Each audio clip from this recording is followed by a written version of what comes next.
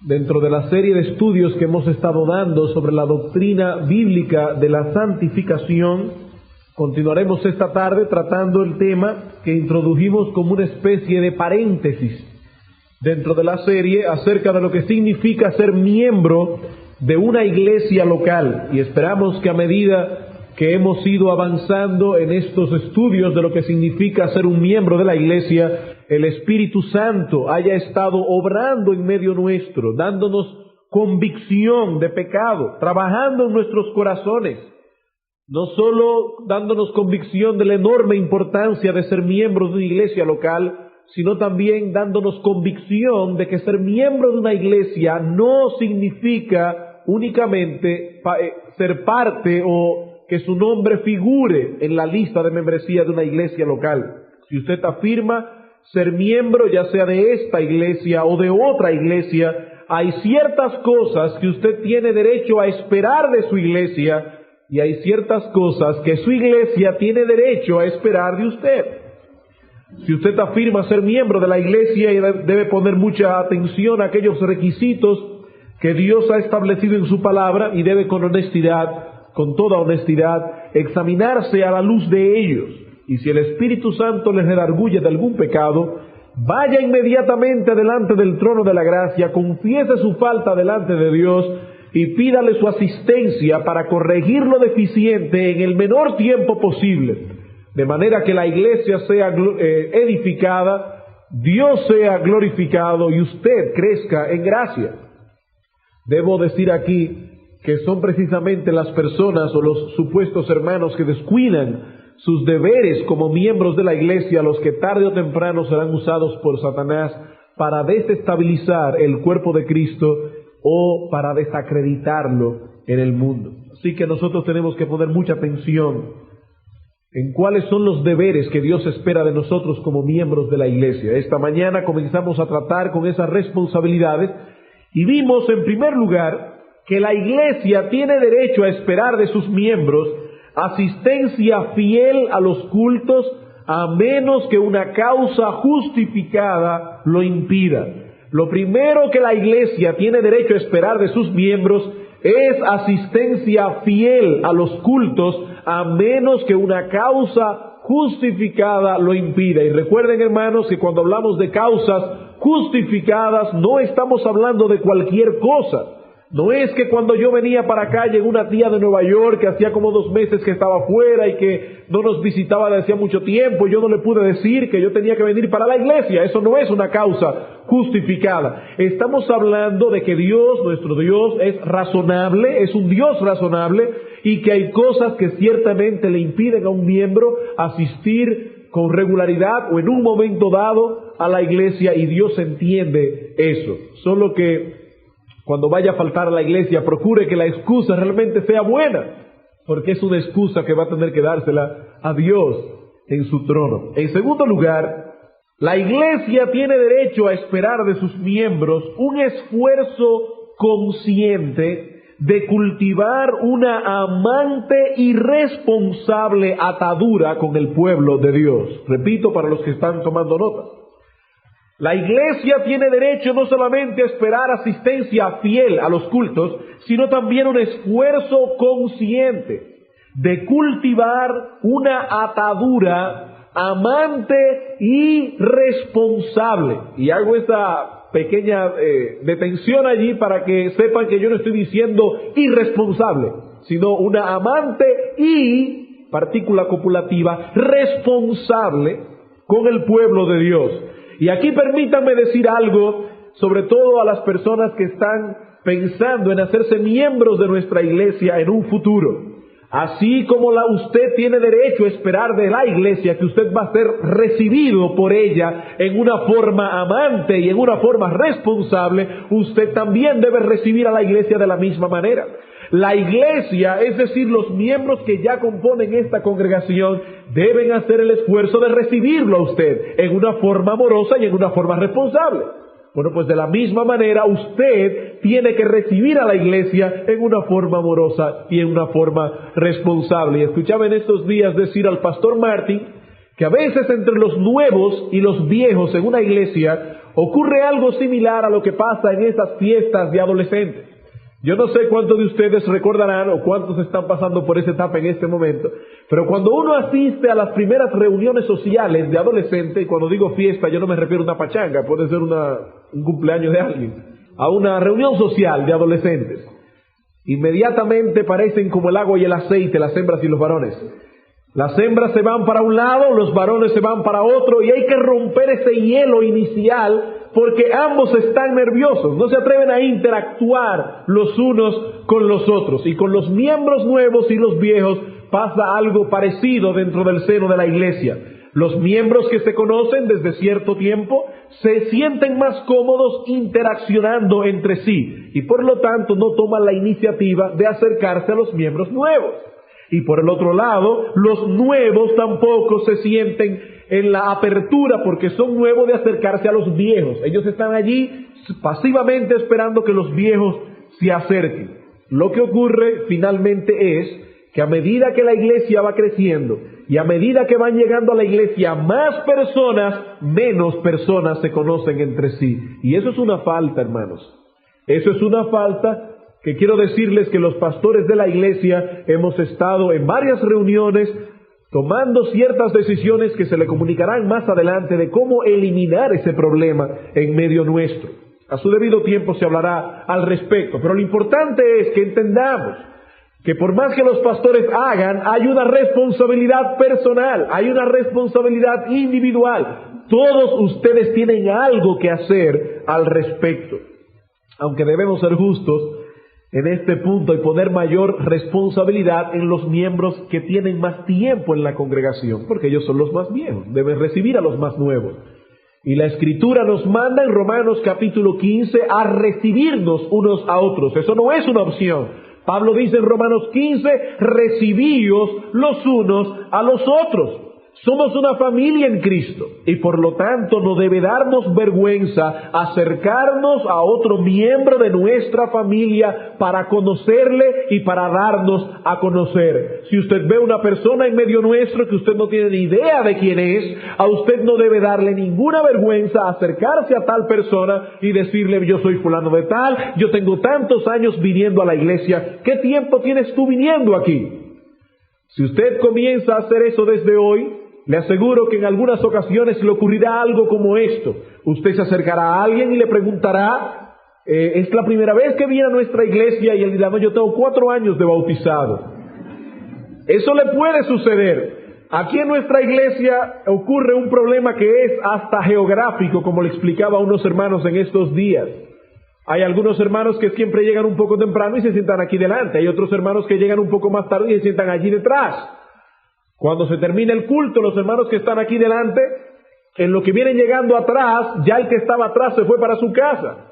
Y es posible que miembros de la iglesia, asistiendo a la misma iglesia, no se estén viendo unos a otros. Hermanos, nosotros debemos corregir esa situación. Y para ello, aunque usted le dé un poco más de hambre los domingos en la mañana o en la tarde, usted debe quedarse un poco más de tiempo en el templo, interaccionando con los hermanos, saludándose unos a otros, porque nos congregamos aquí para exhortarnos unos a otros al amor y a las buenas obras. Esa es nuestra responsabilidad. Así como también debemos entender que los problemas que acontecen a los hermanos de la iglesia son problemas nuestros también.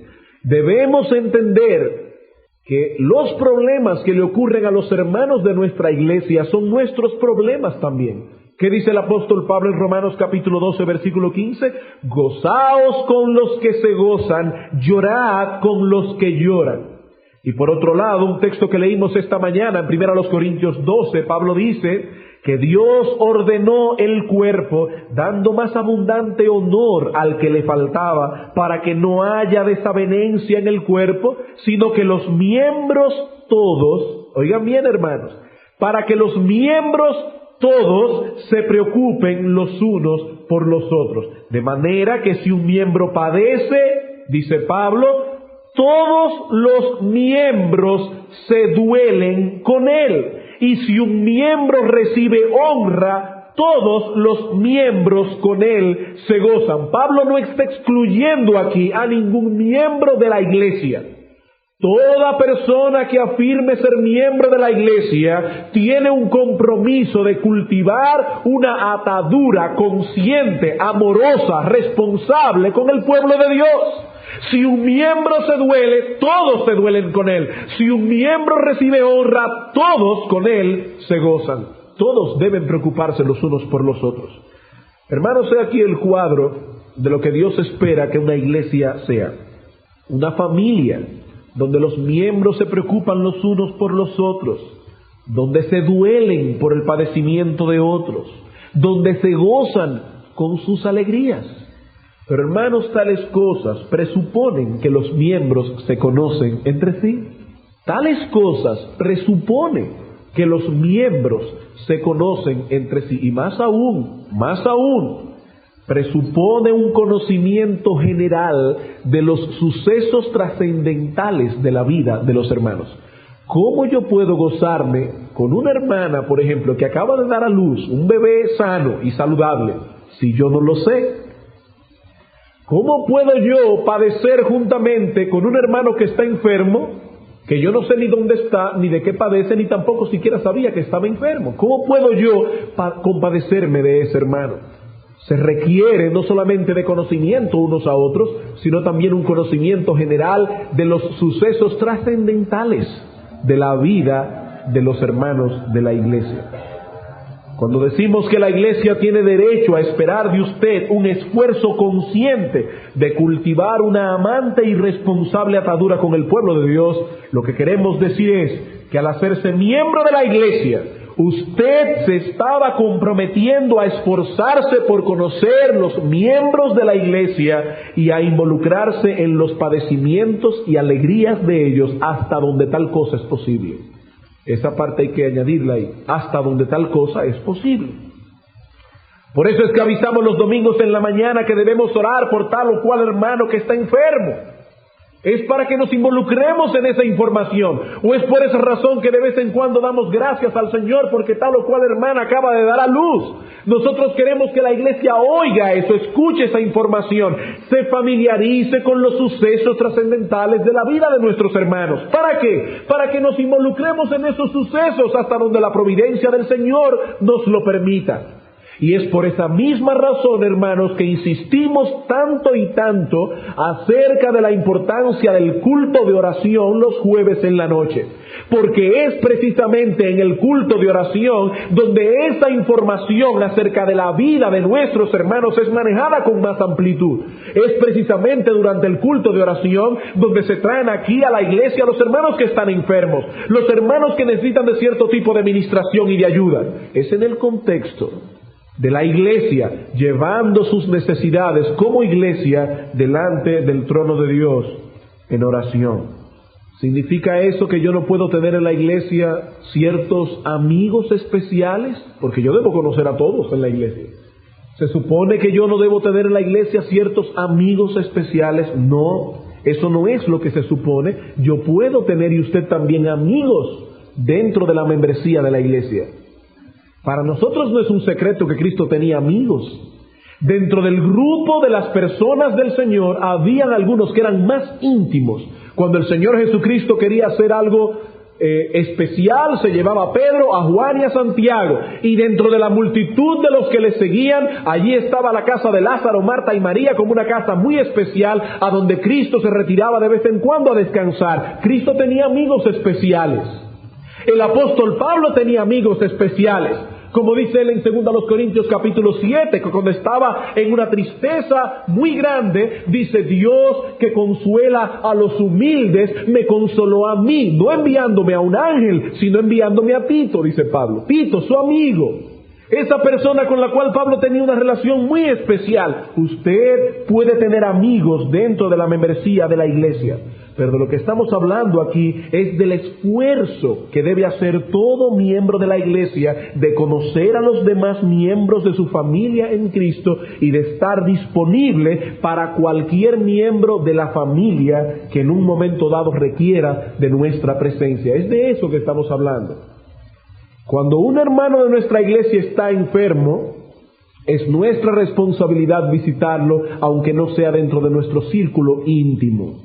Cuando una hermana de la iglesia acaba de dar a luz, esa hermana, por ciertas características especiales que tiene ese suceso, necesita de la ayuda de ciertas hermanas de la iglesia, que deben poner de su tiempo e involucrarse en decirle: hermana, yo quiero que tú sepas que el jueves a tal hora, claro, todo organizado para que no se le aparezca media iglesia a la pobre recién parida, pero en cierta organización y cierto orden, yo voy a ir el jueves en la tarde a limpiarte la casa. ¿Tú tienes una persona que te está ayudando o tu mamá está contigo? No es así, estás completamente sola, pues yo te ofrezco mi mano de ayuda. Esa es nuestra responsabilidad. No importa si esa hermana es de su círculo íntimo o si tú en tu vida la habías visto. El simple hecho de que se mencione desde el púlpito la hermana fulana de tal, estamos diciéndote que es tu responsabilidad. Es tu responsabilidad. Tú dices ser miembro de esta familia de santos. Hermanos, si el Espíritu Santo te está redarguyendo de pecado en este punto, no continúes dejando tu alma pasar. No. Comienza desde hoy mismo a disponerte por lo menos, a saludar a otros hermanos de la congregación con el cual tal vez no te relacionas mucho o con el cual tal vez nunca has cruzado ni siquiera 2 palabras. Tú te vas a disponer a hacer eso. Cuando se termine el culto, vas a hacer un esfuerzo por doblegar tu carne y comenzar a tratar de interaccionar con los hermanos de la iglesia. También debes hacer el esfuerzo de poner más atención a las informaciones que compartimos los domingos y los jueves acerca de la vida de los hermanos. Disponerte a poner más atención.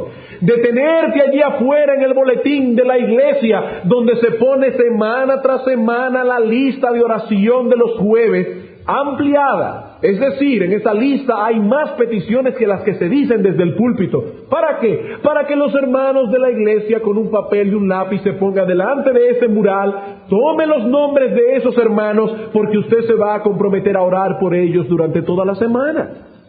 Y a los que pueda involucrarse de otra manera, mucho mejor, ya sea llamándolo por teléfono, dándole una nota de aliento, de ánimo, ya sea visitándolo en su casa. Hermano, aunque usted no conozca a tal persona. Yo sé que algunos deben estar pensando, pero es que el tamaño de la iglesia no permite una cosa como esa. Quizás otros deben estar pensando, es que yo soy muy tímido.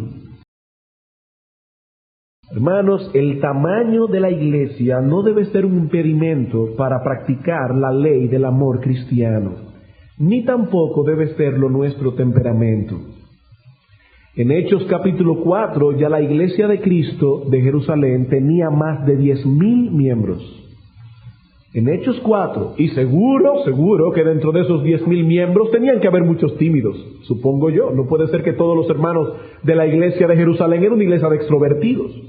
Me imagino que algunos de los hermanos eran tímidos por temperamento. ¿Y saben lo que nos dice Lucas con respecto a esta iglesia en Hechos 4:32? Dice: la multitud de los que habían creído eran de un corazón y un alma. Más de 10,000 hermanos. Y seguramente muchos de esos hermanos tímidos de temperamento. Pero dice el texto, la multitud de los que habían creído eran de un corazón y un alma. Había un esfuerzo consciente de cultivar una atadura responsable y amorosa con el pueblo de Dios. Así que, ¿cuáles son las cosas que la iglesia tiene derecho a esperar de usted? En primer lugar, asistencia fiel a los cultos. En segundo lugar, un esfuerzo consciente de cultivar una atadura amorosa y responsable con el pueblo de Dios. En tercer lugar, la iglesia tiene derecho a esperar de usted un corazón sumiso hacia los líderes puestos por Dios en la iglesia. Un corazón sumiso hacia los líderes puestos por Dios en la iglesia. La Escritura enseña claramente que es Cristo quien pone pastores en la iglesia. Es Cristo quien pone pastores en la iglesia. Es cierto que el método que usa el Señor para poner pastores en la iglesia no elimina el elemento humano dentro del proceso de elección. Pero el hecho de que el Señor involucre elementos humanos en el proceso de la elección no elimina la realidad de que es Cristo quien llama y pone pastores en su iglesia. Por ejemplo, Hechos capítulo 20, versículo 28. Dice el apóstol Pablo a los ancianos de Éfeso: mirad por vosotros mismos y por todo el rebaño en que el Espíritu Santo os ha puesto por obispos para apacentar la iglesia del Señor. ¿Quién os puso allí? Dice Pablo: os puso el Espíritu Santo. Y es lo mismo que dice 1 Corintios capítulo 12, versículo 18, donde dice el apóstol Pablo que dentro del cuerpo de Cristo el Espíritu Santo ha colocado los miembros en el cuerpo como Él quiso. Y a algunos dentro de ese cuerpo Él lo puso como pastores, obispos, ancianos, el término que usted quiera usar. Efesios capítulo 4, versículo 11, hablando de los dones que Cristo ha repartido en la iglesia, dice: y Él mismo, Cristo, constituyó, apuntó, señaló que algunos iban a ser apóstoles, otros iban a ser profetas, otros evangelistas y otros serían pastores, maestros. Así que cuando decidimos hacernos miembros de una iglesia, estamos tomando la decisión de someternos gozosa y voluntariamente al pastoreo de esos hombres. Primera Tesalónica, capítulo 5. Cuando tomamos la decisión de hacernos miembros de una iglesia, estamos decidiendo someternos gozosa y voluntariamente al pastoreo de tales hombres divinamente constituidos. Primera Tesalónica, capítulo 5, versículos 12 y 13, dice Pablo: os rogamos, hermanos, que reconozcáis a los que trabajan entre vosotros y os presiden en el Señor y os amonestan, y que los tengáis en mucha estima y amor por causa de su obra. Tened paz entre vosotros. También vemos lo mismo en 1 Timoteo 5:17, un texto muy conocido por esta iglesia. 1 Timoteo 5:17, los ancianos que gobiernan bien sean tenidos por dignos de doble honor, mayormente los que trabajan en predicar y enseñar. ¿Qué hacen los ancianos de la iglesia? Aquí dice los ancianos que gobiernan y que predican la palabra de Dios. Los ancianos tienen básicamente dos responsabilidades: gobernar los asuntos concernientes a la grey e enseñar a la grey. Hebreos capítulo 13, versículo 17. Hebreos capítulo 13, versículo 17. Obedeced a vuestros pastores y sujetaos a ellos, porque ellos velan por vuestras almas como quienes han de dar cuenta, para que lo hagan con alegría y no quejándose, porque esto no os es provechoso. Noten, hermanos, no es que no es provechoso para nosotros pastorearles con queja, es que para ustedes no es provechoso. Aquí dice: obedeced a vuestros pastores, porque ellos velan por vuestras almas como quienes han de dar cuenta, para que lo hagan con alegría y no quejándose, porque esto no os es a vosotros provechoso, el que ustedes no se sujeten a sus pastores. Ahora, ¿significa esto que ustedes le deben obediencia ciega a los pastores de la iglesia? Y que en todas las cosas en que los pastores quieran meter su cuchara, usted debe permitirlo tranquilamente, y que los pastores tienen derecho a regular toda su vida. Hermanos, la obediencia ciega a un líder es exactamente lo que caracteriza las sectas falsas. Los gurús que hay en las sectas falsas exigen de sus líderes obediencia ciega, absoluta y sin preguntar. Eso no es lo que estamos diciendo aquí. Eso no es lo que estamos diciendo aquí. Hermanos, los pastores son siervos de Cristo y administradores de los misterios de Dios. ¿Qué significa eso? Que ellos no son dueños de la iglesia, que ellos no tienen derecho a gobernar la iglesia a su antojo, que ellos no tienen derecho a imponer sobre la conciencia de los hermanos sus puntos de vista particulares. Ellos simplemente son servidores de Cristo, son administradores de los misterios de Dios. Hermanos, Cristo es la única cabeza de la iglesia. Él es el único dueño, Él es su único redentor. Solo Cristo derramó su sangre por ella. Ningún pastor de esta iglesia ha derramado una gota de sangre por esta congregación. Solo Cristo es cabeza de su iglesia. Solo Cristo tiene derecho a legislar sobre ella. Solo Cristo tiene derecho a gobernarla a su antojo, a su voluntad revelada claramente en su palabra. Pero hermanos, ese mismo Cristo ha decidido gobernar a su iglesia a través de pastores. a través de líderes humanos que han de implementar en la iglesia la palabra de Dios. Y cuando los pastores de la iglesia dicen así dice Jehová, los hermanos de la iglesia deben someterse a lo que los pastores están diciendo. Porque ellos no se están inventando nada, ellos están simplemente explicando lo que enseña la palabra de Dios. Pero ¿qué sucede si un pastor o los pastores de la iglesia se apartan de la enseñanza bíblica y quieren llevar a la iglesia a someterse a preceptos que no están en la palabra de Dios? Entonces, en ese caso, por amor de tu alma, te digo lo mismo que esta mañana, sal huyendo de aquí, por amor de tu alma. Sal huyendo de aquí. Pero mientras tanto, hermano, si estás aquí, es tu deber tener un corazón sumiso hacia los pastores de la iglesia. Es por esa razón que la iglesia debe ser muy cuidadosa a la hora de aplicar los principios que Dios ha establecido en su palabra para la selección de líderes. Dios no nos ha dejado en oscuridad al respecto. Dios ha puesto principios en su palabra para que la iglesia, dentro de lo humanamente posible, no se equivoque mucho a la hora de seleccionar quiénes han de ser sus líderes. ¿Saben por qué? Porque una vez tales líderes son elegidos, la iglesia los deja gobernar. Hermanos, esos vientos demócratas que soplan a veces en la iglesia no son bíblicos. Usted nunca ha visto un rebaño de ovejas pastoreándose a sí mismo. Pues de la misma manera, cada vez que los pastores de la iglesia van a tomar una decisión con respecto a la vida y ministerio de la iglesia, no tenemos que hacer una reunión y comenzar a votar a ver si todos los miembros están de acuerdo. Porque eso ya se hizo en un momento dado cuando la iglesia votó y expresó su opinión para la elección de los líderes de la iglesia. Pero una vez la iglesia ha dado su consentimiento y los líderes han sido elegidos con la involucración de la iglesia los deja gobernar. La iglesia los deja obrar.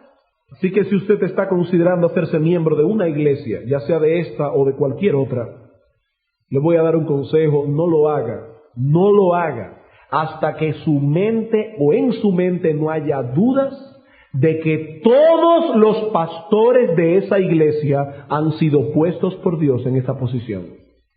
Oigan bien lo que estoy diciendo, hermano, sobre todo los que están aquí tal vez considerando en algún futuro hacerse miembro de esta congregación.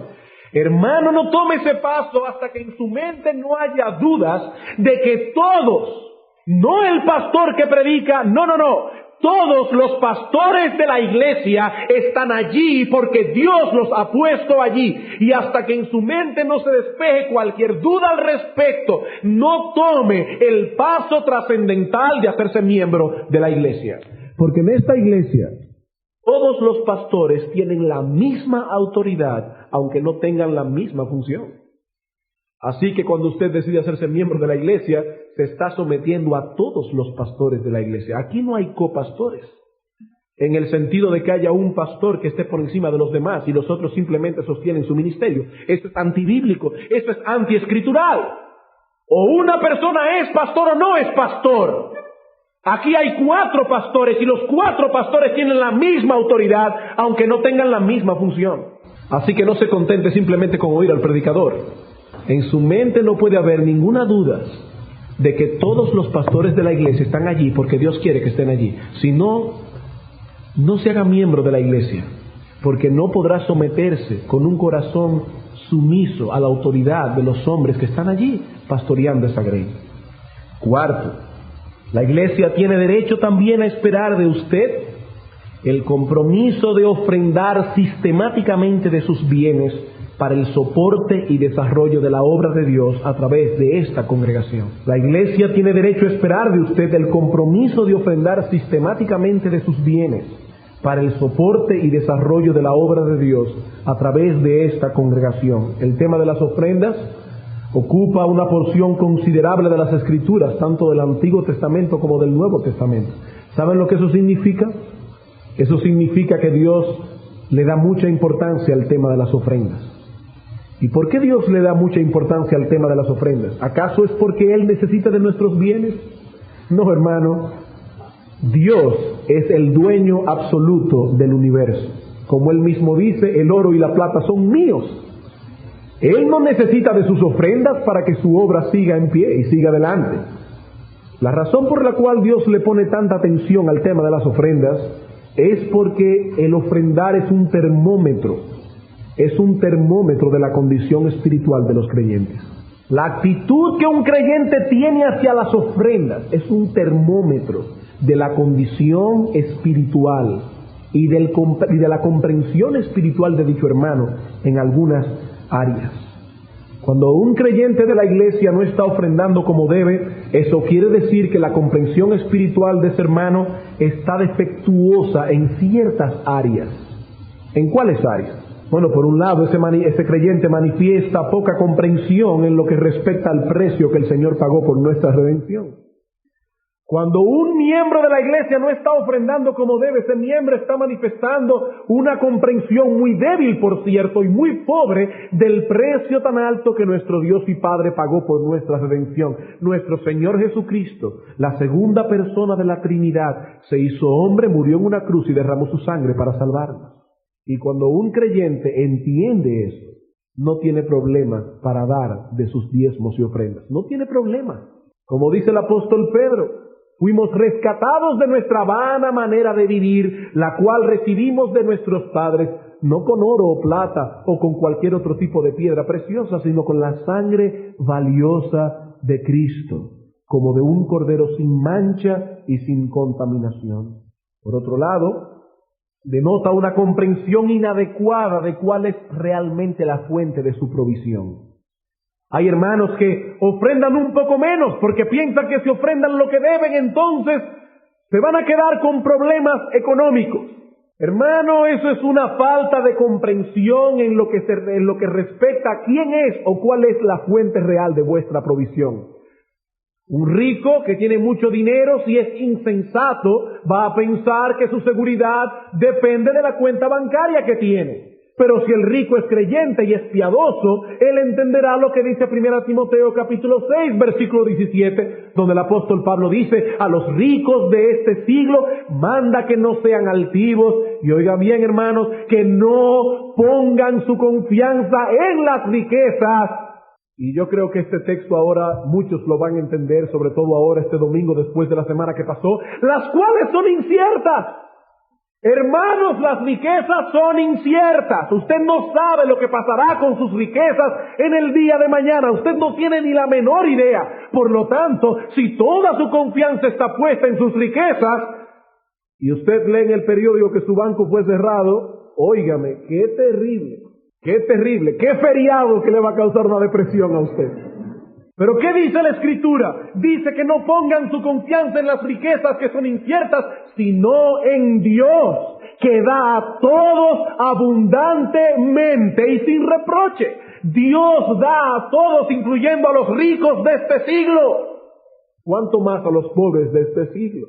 Y por otro lado, quien no está ofrendando adecuadamente manifiesta con ello una visión inadecuada de lo que es la ofrenda misma. Manifiesta con ello una visión inadecuada de lo que es la ofrenda misma. El ofrendar no es una carga que Dios ha impuesto sobre sus hijos, es un privilegio que Él nos ha dado. El ofrendar no es una carga, hermano, es un privilegio que Él nos ha concedido. Por eso, hasta los pastores que están a tiempo completo deben ofrendar. ¿Por qué? Hermanos, porque ese es nuestro privilegio. ¿Por qué no nos van a quitar? Los levitas del Antiguo Testamento diezmaban de sus diezmos. Ese era su privilegio. ¿Y quién podía quitarle a un hombre creyente el privilegio de presentar sus ofrendas delante de Dios? Es un privilegio, no es una carga. Y un privilegio que Dios en su bondad infinita ha llenado de preciosas promesas. Por ejemplo, en Proverbios capítulo 3, versículos 9 y 10, dice el autor de Proverbio: honra a Jehová con tus bienes, hónralo, y con las primicias de todos tus frutos, y serán llenos tus graneros con abundancia, y tus lagares rebosarán de mosto.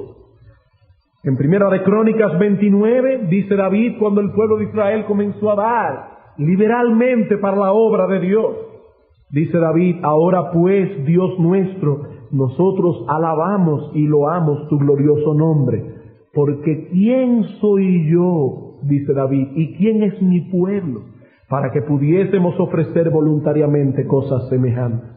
Fíjense lo que pensaba David. Él no veía el ofrendar como una carga. Él dice, oh Dios, ¿quién soy yo? ¿Y quién es mi pueblo? Para que tú nos hayas dado la honra de poder dar de nuestras ofrendas. Dice David, pues todo es tuyo y de lo recibido de tu mano te damos. Hay algunas personas que cuando van a ofrendar piensan, déjame ver cuánto le doy a Dios. Hermano, ese pensamiento es pecaminoso. Usted lo que debe pensar es, déjame ver con cuánto me quedo. Porque la Escritura dice David, de lo recibido de tu mano te damos. Porque todo es tuyo, dice David. Malaquías 3:10, un texto muy conocido, traed los diezmos al alfolí y haya alimento en mi casa. Y probadme ahora en esto, dice Jehová de los ejércitos, si no os abriré las ventanas de los cielos y derramaré sobre vosotros bendición hasta que sobreabunde. Dios dice, pruébenme, probadme en esto y verán mi fidelidad. Y un texto que quiero que todos busquemos es 2 Corintios, capítulo 9. En 2 Corintios capítulo 8 y 9 Pablo trata el tema de las ofrendas muy ampliamente. Quiero limitarme a leer en el capítulo 9 de 2 Corintios los versículos 6 al 15. Dice Pablo, pero esto digo, el que siembra escasamente también segará escasamente, y el que siembra generosamente, generosamente también segará. Cada uno dé como propuso en su corazón, no con tristeza ni por necesidad, porque Dios ama al dador alegre. Y poderoso es Dios para hacer que abunde en vosotros toda gracia, a fin de que teniendo siempre en todas las cosas todo lo suficiente, abundéis para toda buena obra. Como está escrito, repartió, dio a los pobres, su justicia permanece para siempre. Y el que da semilla al que siembra y pan al que come, es decir, Dios, proveerá y multiplicará vuestra sementera y aumentará los frutos de vuestra justicia, para que estéis enriquecidos en todo para toda liberalidad, la cual produce por medio de nosotros acción de gracias a Dios. Porque la administración de este servicio no solamente suple a los santos lo que falta, sino que también abunda en muchas acciones de gracias a Dios. Pues por la experiencia de esta administración glorifican a Dios, por la obediencia que profesáis al Evangelio de Cristo y por la liberalidad de vuestra contribución para ellos y para todos. Asimismo, en la oración de ellos por vosotros, a quienes aman a causa de la superabundante gracia de Dios en vosotros. Y Pablo acaba diciendo, gracias a Dios por su don inefable. Hermanos, Pablo veía el ofrendar como un don inefable que Dios nos había concedido en su bondad y en su misericordia. Pablo no lo veía como una carga. Él dice, gracias a Dios por su don inefable. El ofrendar es un deber de todo creyente en Cristo, pero es al mismo tiempo un privilegio que Dios nos ha concedido. Y si usted es miembro de esta iglesia, la iglesia tiene derecho a esperar de usted un serio compromiso de ofrendar sistemáticamente de sus bienes para el desarrollo de la obra de Dios a través de esta congregación. Y siempre que se toque este tema, surge la pregunta en muchos, o en algunos, ¿cuánto se supone que yo debo ofrendar? ¿Acaso es el diezmo la medida apropiada? Hermanos, este no es el momento para entrar en una consideración tan seria como esta, porque este es un punto dentro de todo un sermón. Si alguien tiene duda al respecto, yo le recomiendo, en primer lugar, que lea este folleto que recomendaba Salvador Gómez esta mañana del Editorial Bíblico Dominicano, El diezmo de A.W. Pink, y guardando mucho la distancia, le recomiendo también un sermón que se predicó aquí en este púlpito que se titula ¿Qué manera de honrar a Dios? Y allí se habla también acerca de eso. Pero por ahora, puedo decir, hermanos, para algunos que dicen que el diezmo no es una medida apropiada para la gracia, para la época de la gracia, dicen que el diezmo fue dado durante la ley. Hermanos, eso es un error teológico. Si nosotros leemos la Escritura con cuidado, vamos a ver que el diezmo era dado por el pueblo de Dios antes de la ley, porque Abraham dio los diezmos de todo su botín a Melquisedec. Así que aparentemente el diezmo era la medida mínima que el pueblo de Dios ha tenido siempre como referencia a la hora de ofrendar. Es la medida, lo que el pueblo de Dios toma en consideración a la hora de decidir cuánto se va a dar a Dios. Si vemos el ofrendar como una muestra de gratitud por las bendiciones recibidas, a la luz de las bendiciones recibidas en el nuevo pacto, imagínense cuánto deberíamos ofrendar. Hermanos, el diezmo es la base mínima sobre la cual el creyente debe considerar cuánto es que va a dar de ofrenda a la iglesia del Señor. El diezmo es una medida mínima sobre la cual usted puede considerar en base a las bendiciones que usted ha recibido delante del Señor. Quinto, la iglesia también tiene derecho a esperar de cada uno de sus miembros una disposición a descubrir y a usar los dones particulares que Dios ha concedido a cada uno para el beneficio de la iglesia y su ministerio. Voy a repetir todo eso otra vez. La iglesia tiene derecho a esperar de cada uno de sus miembros una disposición a descubrir y a usar los dones particulares que Dios ha concedido a cada uno para el beneficio de la iglesia y su ministerio. Si usted ha sido añadido por el Espíritu Santo a la iglesia, el Espíritu Santo debe haberle capacitado con algún o algunos dones espirituales a través de los cuales usted va a contribuir al desarrollo y edificación de la iglesia. Primera a los Corintios capítulo 7. Vamos a ver rápidamente esta verdad en la Escritura. Todo creyente verdadero tiene algún o algunos dones espirituales. Primera a los Corintios capítulo 7, versículo 7, dice Pablo: quisiera más bien que todos los hombres fuesen como yo, es decir, que se queden sin casar. Pero cada uno tiene su propio don de Dios, unos a la verdad de un modo y otros de otro. ¿Qué dice el apóstol Pablo? Aquí dice, cada uno tiene su propio don de Dios. Si usted es creyente y es parte de la iglesia, usted está incluido en ese texto. Aquí dice, cada uno tiene su propio don de Dios. Primero a los Corintios 12:7. Hablando también del tema de los dones espirituales, dice Pablo, pero a cada uno, otra vez la misma frase, le es dada la manifestación del Espíritu para provecho. Versículo 18, mas ahora Dios ha colocado los miembros, cada uno de ellos, en el cuerpo como Él quiso. Cada miembro ha sido colocado en el cuerpo en un lugar especial, con dones especiales para que pueda contribuir al desarrollo de ese cuerpo. Romanos capítulo 12, versículo 4 al 8. Dice, porque de la manera que en un cuerpo tenemos muchos miembros, pero no todos los miembros tienen la misma función, así nosotros, siendo muchos, somos un cuerpo en Cristo y todos, sin excluir ninguno, y todos miembros los unos de los otros. De manera que teniendo diferentes dones, según la gracia que nos es dada, si el de profecía, úsese conforme a la medida de la fe, o si de servicio, en servir, o el que enseña en la enseñanza, el que exhorta en la exhortación, el que reparte con liberalidad. Ese es uno de los dones que nadie quiere.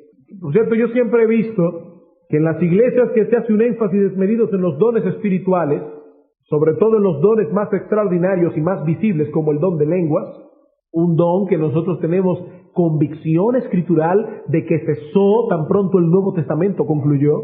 En esas iglesias hay hermanos que se pasan hasta 2 y 3 días ayunando, pidiendo a Dios que le dé el don de lenguas. Un don que el apóstol Pablo dice explícitamente en 1 Corintios 12 que es el más pequeño de todos los dones. Eso dice Pablo, no lo digo yo. Sin embargo, esta es la hora. Yo tengo casi 13 años de convertido que yo no he oído nunca a ningún hermano de esa iglesia que se haya pasado 3 días en ayuno y oración para que Dios le dé el don de ofrendar. Yo no sé por qué nadie quiere ese don, pero aquí dice, es un don, el que reparte, que lo haga con liberalidad, el que preside con solicitud, el que hace misericordia con alegría. Los dones espirituales son capacidades que el Señor da para que por medio de ellos su pueblo sea beneficiado, de manera que todos nos necesitemos mutuamente. Y la enseñanza de Pablo en 1 Corintios 12 es que todos los miembros en el cuerpo son necesarios precisamente porque todos tienen alguna función. Si usted no está funcionando en este cuerpo, usted está haciéndole daño a esta iglesia y a cada miembro, porque no nos estamos beneficiando de su don. El Señor lo ha traído a usted aquí con un don particular, con una función particular, y si usted no la está ejerciendo, usted está frenando el avance y la edificación de este cuerpo en el cual Dios lo ha colocado para beneficio de este cuerpo. Algunas de esas funciones son más visibles que otras, es verdad, pero todas son importantes y necesarias. Todas. El hecho de que usted no sea cara, y tal vez usted es, como decíamos esta mañana, el dedo gordo del pie derecho y nadie lo ve, eso no quiere decir que usted no es importante en este cuerpo. Y usted tiene que hacer una función, la función de ser dedo gordo del pie derecho. Si no, usted está cargando el cuerpo de Cristo. Todos tenemos una función. Una vez más, debo decir, no es el momento para considerar este tema en particular, pero imagino que alguno puede estar preguntándose, ¿y cómo puedo yo saber qué hago aquí? Ya Dios me ha metido aquí, pero yo no tengo ni idea de cuál es mi don ni de cómo usarlo. ¿Cómo puedo yo saber eso? Bueno, hermano, esto requeriría de un estudio mucho más amplio, pero por ahora, para no dejarle su conciencia intranquila, y si usted me pregunta, por lo menos, dentro de esa responsabilidad que tú acabas de mencionar, ¿cuál es mi responsabilidad en este asunto inmediato? Simplemente dos cosas: disponibilidad e involucración. Hermano, ¿tú quieres saber cuál es tu don? Sencillamente trata, es lo que te puedo decir por ahora, de estar disponible en cualquier lugar que se te necesite e involúcrate en ello. Y yo te aseguro que en el camino tú vas a descubrir cuál es tu don. Si te vas a tu casa a orar y pedirle al Señor allí en tu cuarto trancado, sin involucrarte con nadie en la iglesia, oh Señor, ¿cuál es mi don? Te pasarás toda la vida orando y te aseguro que no descubrirás cuál es tu don. Pero si eres una persona que perteneces a la iglesia, eres parte activa de este cuerpo, estás disponible donde quiera que se te necesite y estás involucrado en las necesidades de este pueblo de Dios, te aseguro que tarde o temprano vas a saber cuál es tu don, cuál es el lugar donde Dios te usa más ampliamente dentro de su iglesia. El apóstol Pablo no se quedó allí en Antioquía diciéndole, oh Señor, yo quiero saber qué es lo que yo debo hacer. Él salió a evangelizar el Asia Menor. Cuando llegó a Bitinia, el Espíritu Santo le dijo, yo no quiero que tú prediques aquí. Cuando llegó a Misias, el Espíritu Santo le dijo, tampoco aquí. Cuando llegó a Troas, el Espíritu de Dios le dijo, tampoco aquí. Y como Troas era un puerto y él sabía que Dios no quería que se ahogara, dijo, bueno Señor, ¿y cuál es entonces tu asunto? Y Dios quería que él pasara los mares en un barco y llegara a Europa. Pero ¿qué hubiera pasado si Pablo se hubiera quedado en Antioquía orando? Nunca hubiera llegado a Europa. Porque es obrando y trabajando que Cristo revela a su pueblo cuáles son sus dones. Dice Hechos capítulo 13 que en la iglesia de Antioquía había profetas y maestros. Y dice, ministrando y ayunando estos, el Espíritu Santo dijo a la iglesia, apartadme a Saulo y a Bernabé para la obra que los he llamado. ¿Pero qué estaban haciendo Pablo y Bernabé cuando el Espíritu Santo reveló su voluntad para con estos hombres? Ellos estaban ministrando y ayunando dentro de la iglesia de Cristo.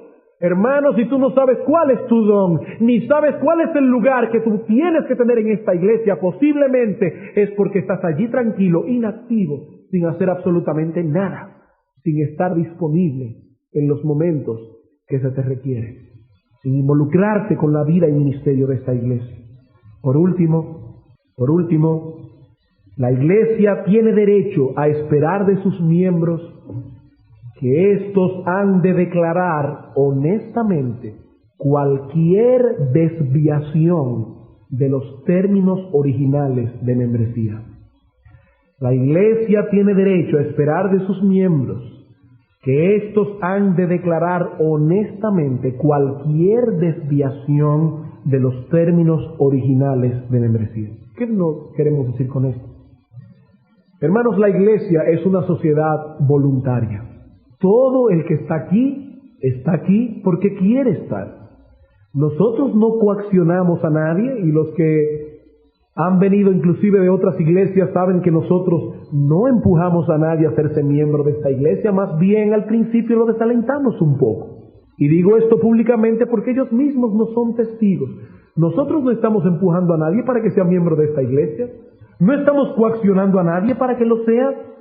Por tanto, cuando alguien pasa voluntariamente a formar parte de nuestra familia en la fe, tal persona está aceptando voluntariamente nuestro ministerio, nuestras doctrinas, nuestras metas, nuestros estándares de santidad. Lo está aceptando voluntariamente. Nosotros no lo impulsamos a ello. Pero ¿qué sucede si andando el tiempo usted adquiere convicciones distintas? y su mente ya se encuentra dividida respecto al resto de la congregación. Es en ese caso que la iglesia espera también que usted sea honesto en declararlo a los pastores de la iglesia. A los pastores de la iglesia. No a ir de casa en casa a decir a los hermanos, yo no estoy de acuerdo con eso que los pastores. No estamos hablando de que usted, con honestidad, usted entró aquí voluntariamente y nosotros le dijimos a usted cuáles eran nuestras doctrinas. Lo dejamos allí sentado posiblemente 2 años, 1 año, qué sé yo, el tiempo que sea necesario, para que usted conozca cuál es nuestra forma de pensar. Y usted, después de todo eso, aceptó voluntariamente venir aquí. Me recuerda la historia que estaba leyendo de un libro muy bueno, por cierto. No sé si ya llegó a la librería Maranata, que se llama Portales de Esplendor. La historia de estos 5 misioneros que los Aucas asesinaron allí en el año 1959, escrito por una de las viudas. Recuerdo que una de las viudas contaba cómo su esposo, cuando eran simplemente novios, el esposo le escribió una carta, ya faltaba 1 mes para la boda, y el esposo le decía, todavía te escribo, el novio en esa época, todavía te queda 1 mes, piénsalo bien. Todavía tienes 1 mes para decidir, decía él, no someterse al ferro dominio de mi autoridad, le decía él a la novia. Piénsalo bien, tienes 1 mes para pensarlo. Bueno, pues de la misma manera nosotros lo dejamos usted pensarlo. Aquí nunca nadie se le ha dicho, ven acá, ¿y cuándo es que vas a mandar tu carta? No, es para que usted oiga, se familiarice, y cuando usted diga, sí, acepto ser miembro de la iglesia, usted sabe lo que está comprando. Bueno, pues si andando en el camino usted llega a convicciones distintas, nosotros esperamos que usted con toda honestidad se va a acercar a los pastores de la iglesia y le va a decir, yo lo siento, mi conciencia no me permite continuar en su iglesia porque yo tengo convicciones doctrinales o ministeriales distintas a las de ustedes. Y si nosotros creemos que el caso es un caso que no se puede trabajar, nosotros mismos, como lo hemos hecho en el pasado, le vamos a decir, hermano, la mejor decisión que tomas es irte de la iglesia. Es la mejor decisión que tomas, porque estar aquí con convicciones distintas le va a hacer mucho daño a tu alma. Nosotros esperamos de los miembros de nuestra iglesia que cumplan con el mandato de pensar todos una misma cosa, sobre todo en lo que respecta a las doctrinas de nuestra iglesia local, tal como nuestra iglesia declara en su confesión de fe particular. Y al aceptar la membresía de la iglesia, se está aceptando junto con ella toda la vida y ministerio de nuestra congregación. Así que, hermanos, si andando el tiempo, repito, algunos se desviaron de tales términos, esperamos honestidad en hacérnoslo saber para dilucidar cómo ha de tratarse en el asunto, tanto para el bien de nuestra iglesia como para el bien de tu propia alma. Bien, hermanos, estas son las expectativas que nosotros debemos tener de la iglesia que vimos el domingo pasado y que la iglesia tiene de usted como miembro de ella. ¿Cuáles son las cosas que la iglesia tiene derecho a esperar de sus miembros? Voy a repetirlas rápidamente. Primero, asistencia fiel a los cultos, a menos que una causa justificada lo impida. Segundo, un esfuerzo consciente de cultivar una atadura amorosa y responsable hacia el pueblo de Dios. Tercero, un corazón sumiso hacia los líderes puestos por Dios en la iglesia. Cuarto, el compromiso de ofrendar sistemáticamente de sus bienes para el desarrollo de la obra de Dios a través de esta congregación. Quinto, una disposición a descubrir y a poner en operación los dones que Dios ha dado a cada uno para el beneficio de su iglesia. Y sexto, honestidad para declarar cualquier desviación de los términos originales de membresía. Hermanos o hermano, figurar en la lista de membresía de una iglesia no es suficiente. Figurar en la lista de membresía de una iglesia no es suficiente.